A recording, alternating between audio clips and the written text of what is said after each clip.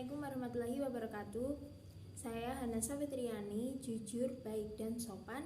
It's impossibility to be perfect, but it's possible to do the best. Oke, pada kesempatan kali ini saya akan membahas mengenai isi dari buku Indahnya Pernikahan Dini. Berikut yaitu buku Indahnya Pernikahan Dini. Nama penulis yaitu Muhammad Fauzi Azim, penerbit Gema Insani, Kota Jakarta, tahun terbit 2006. Kelebihan dari buku ini yaitu bahasa mudah dipahami, penjelasan lengkap, banyak manfaat yang bisa kita dapat dari dalam buku tersebut. Yang selanjutnya yaitu alasan indahnya pernikahan dini. Menikah bisa membuat kita lebih sehat secara fisik maupun mental. Menurut penelitian psikologi menunjukkan bahwa menikah berpengaruh positif terhadap dua aspek, yakni tentang perasaan kita tentang diri kita sendiri dan kesejahteraan jiwa. Menikah juga membuat hidup kita lebih berarti. Dengan demikian, langkah kita tetap lurus dalam bingkai agama dan tidak terjatuh dalam malapetaka zina. Dalam pernikahan dini, menerima apa adanya.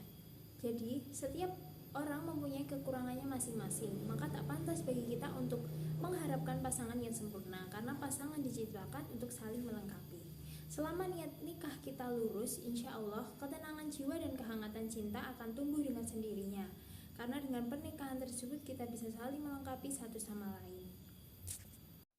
Kemudian juga ada kata-kata yang menarik ya, yaitu tentang jika Anda mempersiapkan mental punya anak banyak, maka Anda akan lebih enjoy menghadapi anak yang sedikit. Tetapi jika Anda membatasi diri Anda hanya mempunyai 2 anak, maka mental Anda tidak siap untuk menghadapi lahirnya anak ketiga.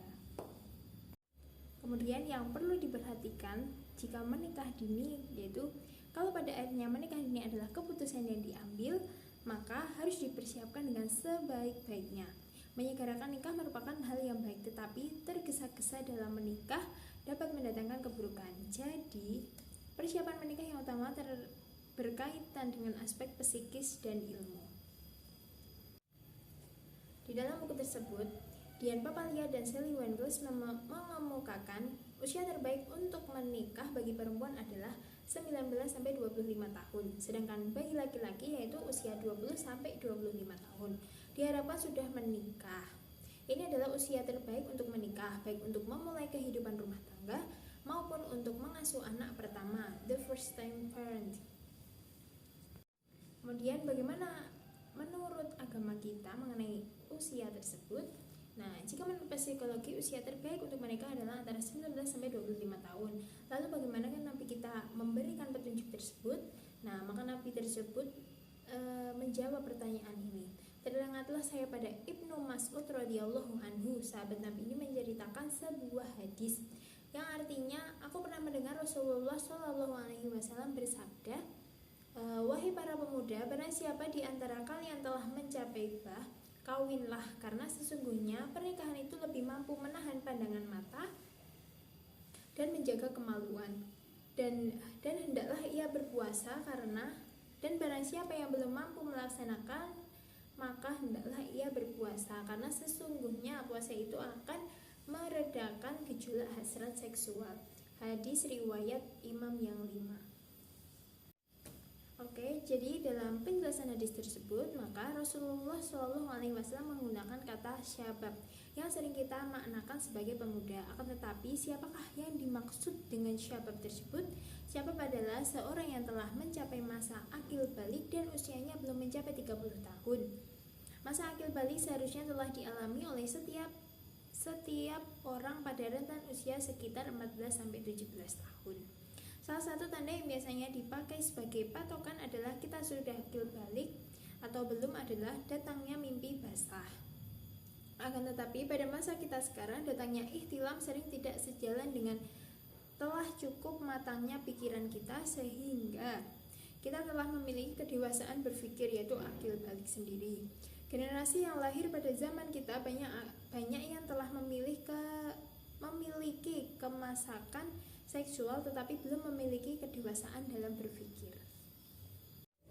Lebih happy dengan nikah dini. Menurut Thompson dan Welker mendapati bahwa para wanita menemukan tempat mengekspresikan perasaan dan meluapkan emosi-emosinya itu menjadikan sesuatu yang hampir tidak dapat ditemui di luar nikah.